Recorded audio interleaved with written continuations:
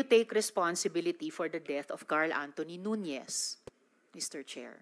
Alam mo, yung policy, ma'am, hindi mo nakuha yung yung policy ng presidente. Nakuha ko po, policy I maker was din po talking ako. about the policy. I take full responsibility yung sinabi ko na war on drugs.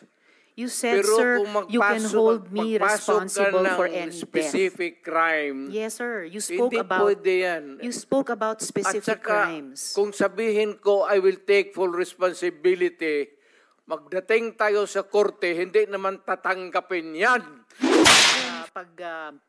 Implement ng police anti-drug operation. So, ang premise is, yun na nga, arrest muna at build the case. Well, Mr. Chair, no, as a final word, I hope and I imagine that the Department of Justice is watching dahil ang daming admissions ng dating presidente involving criminal acts. Salamat kaayo. Kasaysayan na lang po maghuhusga. Salamat kayo, Mr. Chair. Thank you, Senator Mr. Ontiveros. Chair. Yes, go ahead, Mr. President. Nagtataka ako hanggang ngayon ang Justice Department, hindi pa nag-file ng kaso hanggang ngayon. Katagal lang.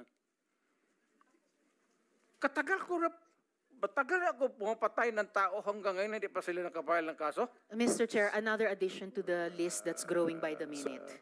Okay, for the record, Mr. President. Wala, Mr. President, for the record, kasi may nagtanong din sa akin Wala.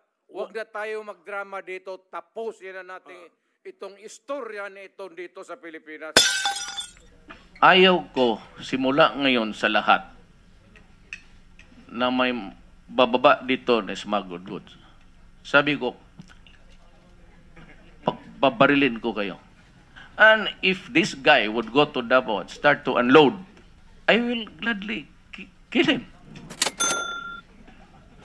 And so we go to prison. I mean, I'm old, Your Honor. I could spend the remaining days of my life in prison. I can do away with the distress by reading books and while away my time.